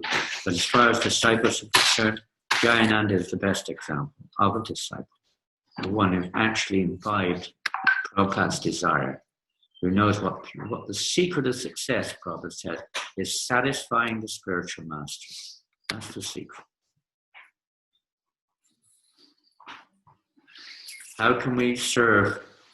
Is that the first one? Yes, sir. How can we serve and get the association of Jayananda Prabhu? I wish we could directly get it. And God, we would really be fortunate if we could. We can do that by trying to follow in his footsteps to whatever degree we can. And of course, by hearing about him is wonderful, but we can try to follow his path. We can't imitate it. We're all what we are. We'll have our conditionings. But as much as possible, try to meditate on these examples of Jayananda and see where we can improve our service. And his mood was always, Srila Prabhupada, whatever you want me to do. That was his mood. So we can think like that also. Whatever you want me to do, Srila Prabhupada. But yeah, we're not so advanced. We may not be completely as pure. And we may have other things on our agenda. But that's what we should work towards. So remembering these wonderful anecdotes and these true examples shown by Jayananda Prabhu, then we can also maybe make a little progress in spiritual life. Keep ourselves engaged always in Krishna service. Try to avoid the, let's say, the trap of acting on our own account, on sensual sense gratification or egotistic platform. Try to avoid getting into Maya and so on. And see how every situation is in relationship with Krishna's favorable. There's no unfavorable situation in reality. We may see it like that. But a pure devotee sees every situation as an opportunity to surrender. Even in his death, Jayananda would feel this as a great blessing, benediction, helping me. He would see himself as I'm so fallen. I need this reminder that we've got to become serious about Krishna consciousness. Death is approaching. He would take advantage of every situation. Not that he was planning to, it's just spontaneous because he was so surrendered to Prabhupada. One way is we can remember one thing. We can remember one time Prabhupada said to one disciple, who was talking a little bit critically about somebody. Prabhupada had mentioned this person before and said some things about them, some famous politician, how they were held to be high esteem in the eye of the public. Srila Prabhupada said, actually, they're not really. They're actually just a politician. But anyway, people think differently, so whatever. The Prabhupada had been talking a little bit, you could say, negatively about their so-called praise. So this devotee was saying the same thing, and Prabhupada said, you cannot do that. I may do like that, but you have just come out of the gutter. You've just come out of the gutter. He said, where are you coming from? We can remember that. And that was Jayananda's beginning of devotional service. He was remembering how fortunate he was. Many of us could say that we don't know if we'd still be alive or what would have happened to our lives if it wasn't for the good fortune of meeting a pure devotee or coming in contact with the movement. We take it for granted. We take it almost like my privilege or something sometimes. But we remember where we were before. Maybe we haven't realized that yet. But the material conditioned life that we were leading, attached to different varieties of sinful activities, engaged in all kinds of activity, causing our own future suffering and the suffering of others in the meantime, etc. Totally in ignorance. So to remember that can sometimes help us to become a little bit more serious about Krishna consciousness, to be grateful, that feeling of gratefulness, that feeling of appreciation of other devotees, that feeling of thankfulness, and realizing we have no other shelter. And this is perhaps something which we may not have. This was something which was at the root of Jayananda Prabhu's total surrender to Srila Prabhupada. Anything else? Maharaj, I have a question from Skype from devotees. Okay. So one devotee is Thank you, Rohini Nandan Prabhu. I don't know how easy it was, but thank you for doing that. Wonderful service, sharing the association of Jayananda Prabhu with other devotees out there. Thank you. Thank you. Mataji is asking how to explain why so much good person and faithful person often they have very terrible disease. Why do they have a terrible disease? Well, most often we see that very like faithful and saintly person they are struck with a terrible disease. Yeah. Well, the whole world in one sense is a terrible disease. Just being in the material world itself is a terrible disease in one sense. They're showing us, you know, by their wonderful example. Srila Prabhupada also, a few months later, was showing us the same thing. They show us, you know, what the real purpose of life is. It's not to avoid disease, it's not to get disease. We're already in a diseased condition. But the real lesson which they're teaching, even in that awful situation, what was his mood? His mood was one of complete devotion. There was no self-pity, there was no regret, nothing. It's a lesson which we all have. It's a lesson we all have. He did his service. Such great souls often come in the world for a short time, teach the lessons which they need to share with us, or learn them, teach them like that, and then they're taken away by Krishna. So whatever it is, because of the nature of his disease, the nature of his sickness, of course he was able to do things which others were not. He was getting a lot of money from that point, from that time of the year. He gave that money to Prabhupada. But the main thing was he was able to teach us the lesson. Life is a lesson of how to die, not so much how to live. Most people are thinking how to live, but it's actually ultimately is a lesson how to prepare ourselves to die. So his life was 10 years of pure devotion to Srila Prabhupada. So it's not a question of the years, it's a question of what we do in the years. I think it was Abraham Lincoln who said, it's not a question of the years in your life, but the life in your years. It's what we do with our lives that counts. So he showed us how to perfectly live and how to perfectly leave the body. And many people are suffering with various things. Now we have COVID, coronavirus, many people, devotees are suffering. We have several devotees in IC in London, still in very serious condition.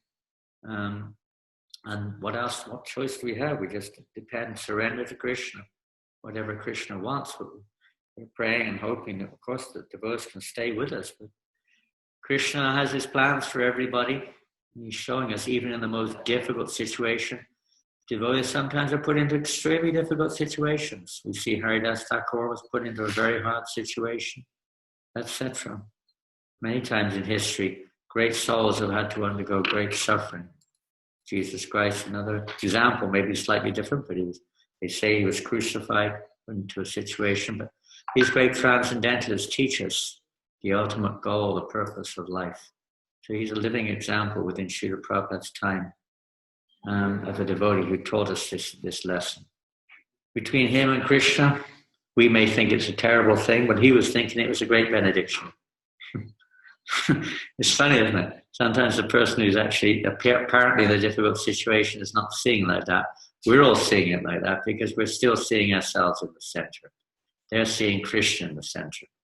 And they feel that Krishna is now kindly taking away all kinds of, any attachment I have for this world, any kind of affinity or affection I have for sense enjoyment, or family life or anything, taken away completely taken away. We have another one here. We know that Rath Yatra is the wonder of Prabhupada since childhood. How to improve it? Is it possible? Shall we build carts also, as in Jagannath Puri? Well, it would be nice to have more Rath Yatras. We have to see what Krishna allows, what the future is within our capacity. Prabhupada said that this Rath Yatra, introducing this Rath Yatra festival, together with Maha book distribution in all the major cities, will conquer the world. Rath Yatra and book distribution, these were, as far as you could say, our outreach preaching were the two main prongs in terms of course, we have many other limbs of outreach preaching, so many. But these were the two major ones, Rath Yatra and book distribution. So how can we improve the Rath Yatra? And this is France. So in France, all I can say is that the Rath Yatra festival in France has been going on for many years, and it is definitely amongst the best in the Western world. It's a very wonderful festival in Paris. We can always increase it. I would say we increase it by being present there and trying to give our all to make that festival a wonderful occasion, dance, chant, distribute books, distribute prasadam, preach. And that's Rath Yatra, give out the mercy as much as we can. And try to see if Krishna allows. Maybe it can be arranged in other cities as time goes on. It would be wonderful to do it wherever we can. Just discuss with other devotees how we can improve the Rath Yatra. We can pray to Jayananda Prabhu to be empowered how to do that. How to do it. He's a charya of Rath Yatra, you could say. Amazing. Anything else there? Is that it? Is that it? Rohini? Yes, I have no other question on Skype. You have another question? No, I don't. That's it? Tomorrow is Nrsimha Chaturdasi. Great day. Wonderful day. So Jayananda Prabhu departed the world the day before Nrsimha Chaturdasi. Amazing. Join us tomorrow. We'll have some kirtan and then we'll bid everyone a wonderful Nrsimha Chaturdasi and a good night. And then we're going to just have kirtan as we go. That's the best way. Kirtan. Loud kirtan on Rath Yatra. Lots of prasadam, lots of kirtan.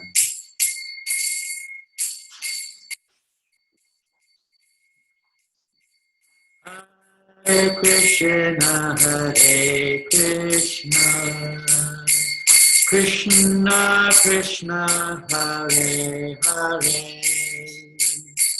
Hare Rama, Hare Rama, Rama Rama, Hare Hare, Hare Krishna, Hare Krishna, Krishna Krishna, Hare Hare, Hare Rama, Hare Rama,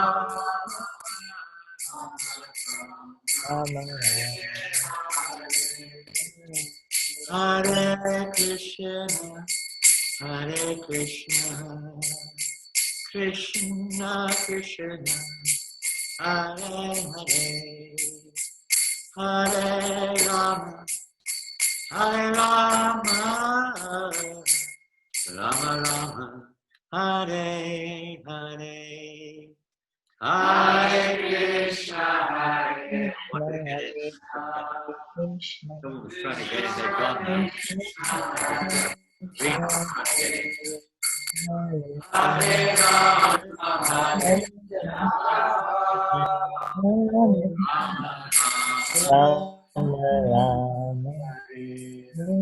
Hare Krishna, Hare Krishna, Krishna Krishna, Hare Hare, Hare Rama, Hare Rama, Rama Rama, Hare Hare, Hare Krishna, Hare Krishna, Gauranga, Krishna Krishna, Hare Rama, Hare Rama, Rama Rama. Hare Krishna, Hare Krishna, Krishna Krishna, Hare Hare, Hare Rama, Hare Rama, Rama Rama, Hare Hare. Hare Krishna, Hare Krishna, Krishna Krishna, Hare Hare, Hare Rama, Rama Rama, Hare Krishna, Hare Krishna, Hare Krishna, Krishna Hare Hare, Hare Rama, Hare Rama, Rama Hare Hare.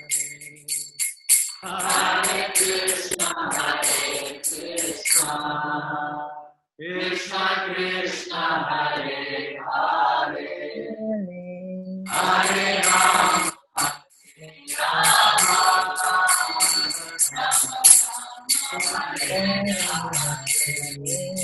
Hare Krishna,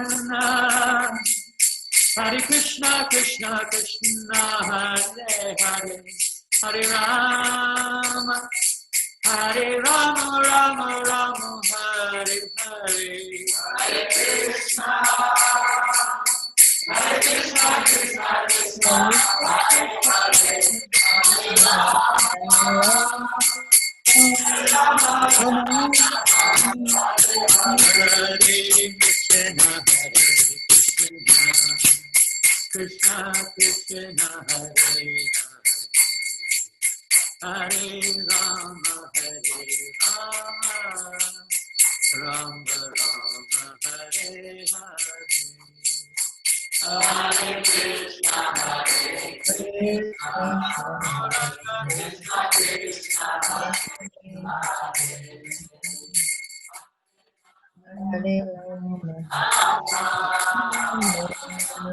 Rama Rama, Hare Krishna, Hare Krishna, Krishna Krishna, Hare Hare, Hare Rama, Hare Rama, Rama Rama, Hare Hare. Hare Krishna, Hare Krishna, Krishna Krishna, Hare Hare,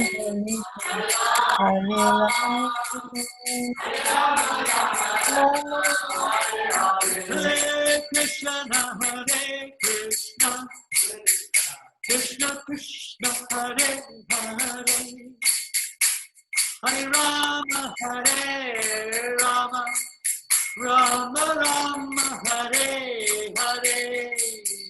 Hare Krishna, Hare Krishna, Krishna Krishna, Hare Hare, Hare Rama, Hare Rama, Rama Rama, Hare Hare. Hare Krishna, Hare Krishna, Krishna Krishna, Hare Hare, Hare Rama, Hare Rama, Rama Rama, Hare Hare. Hare Krishna, Hare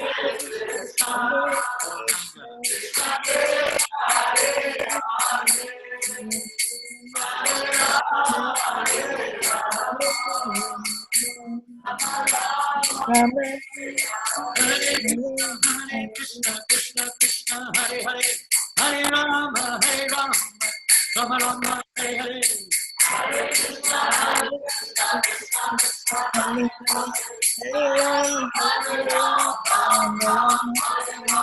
Hare Krishna, Krishna Krishna, Hare Hare, Hare Rama, Rama Rama, Hare Hare. Hare Krishna, Hare Krishna, Krishna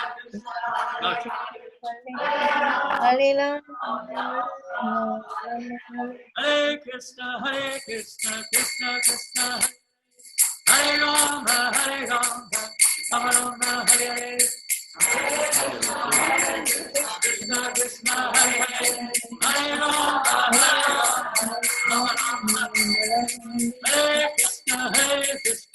Krishna Krishna Hare Hare Hare Rama Rama Rama Hare Hare Haribo Haribo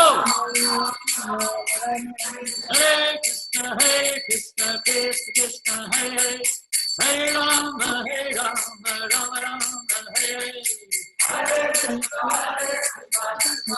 Haribo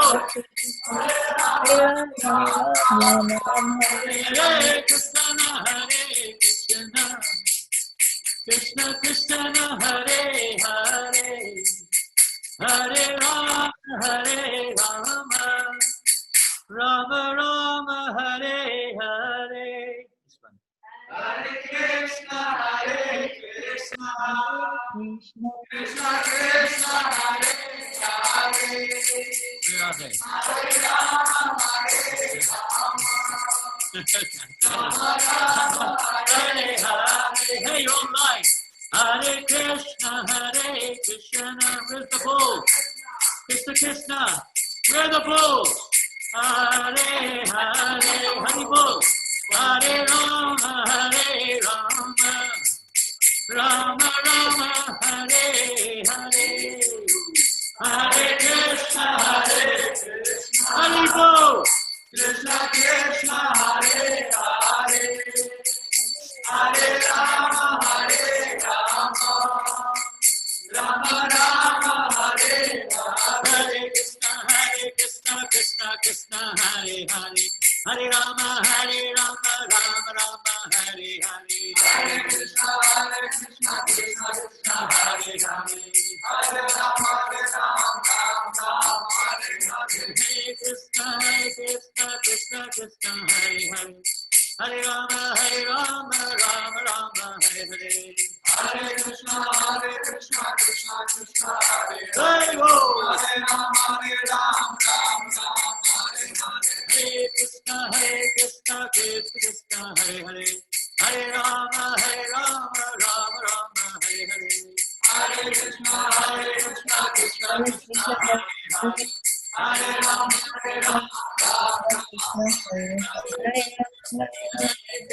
Krishna Krishna Hare Hare. Hare Rama Rama Rama Hare Hare. Hare Krishna Krishna Krishna Hare Hare.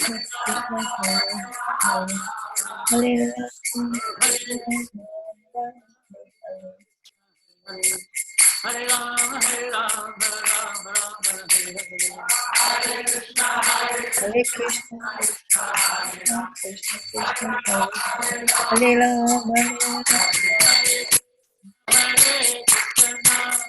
Rama Krishna Krishna Hare Hare. Hare Rama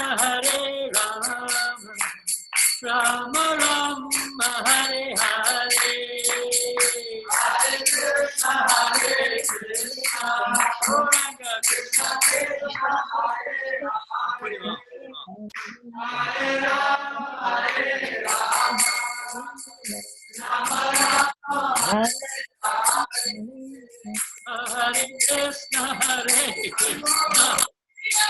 Krishna Krishna Krishna Hare Hare. Hare Rama Rama Rama Hare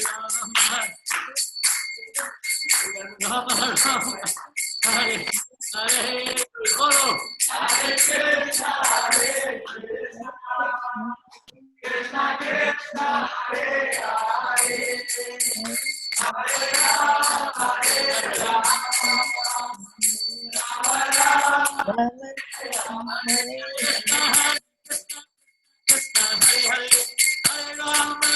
Krishna Hare Hare Rama Rama Rama Hare Hare. Hare Krishna Krishna Krishna Hare Hare. Hare Rama Rama Hare Hare.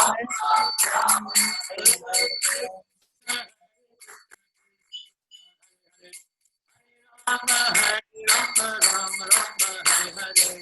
Hare Krishna Krishna Krishna Hare Hare. Hare Rama Hare Krishna, Krishna Krishna, Hare Hare, Hare Rama, Rama Rama, Hare Hare. Hare Krishna, Krishna Krishna, Hare Hare, Hare Rama,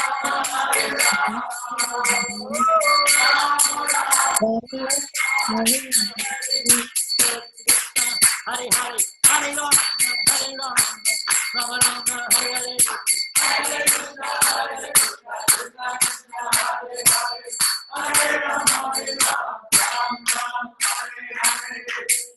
Hare Krishna, Hare Rama, Hare Krishna, Krishna Krishna, Hare Hare. Merci, merci Maharaj. Merci Maharaj. Rama Cette Rama, soirée. Hare Hare, Krishna Hare Krishna, Krishna Krishna, Hare Hare, Hare Rama, Hare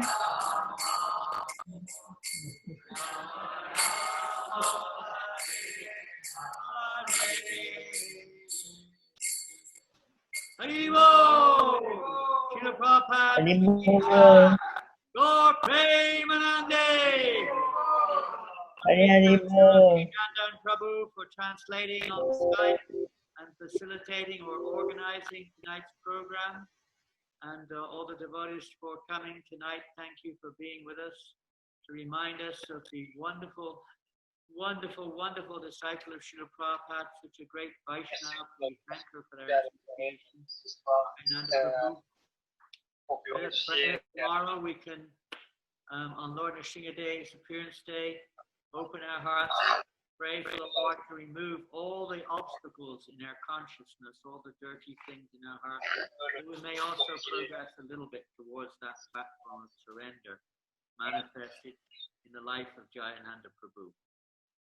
By the mercy of Nrsimha Day, we may be able to advance. Thank Ram Gopal Prabhu for bringing his bulls along, and we were very happy to see the bulls tonight. Thank you very much. They seem to be enjoying the kirtan. We're Hari Bull to everybody. Hari Bo, Hari Bo if you lived in Marseille. Hare Krishna. Srila Prabhupada ki jai. Gaur Premanande. Haribo. Haribo, Gokulurani, Hare Krishna, if you're still there. Hare Krishna. Haribo, I can see you here. Hare Krishna. Haribo. Hare Krishna. Hare Krishna. Merci. Merci, Jai Bhakti, Hare Krishna, Salama. Hare Krishna. Hare Krishna. Everybody, Rasika, everybody. Merci. Hi, everyone, Naratam. Hare Krishna. Hare Krishna. Hare Krishna. Thank you very much, Maharaj. Hare Krishna. One's in Russian. M. I don't know who that is. Hare Bhakti Loka, Haribo, Julian.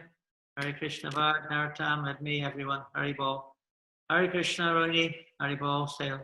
Haribo, Hare Hare Krishna, merci beaucoup. Haribo, Ram. Hare Krishna. Hare Krishna. Haribo, Haribo, Victoria. Hare Krishna. Jai Ho, Hare Krishna, Haribo. Shri Jayananda Prabhu, Jai. Jai. Haribo. Jai. Haribo.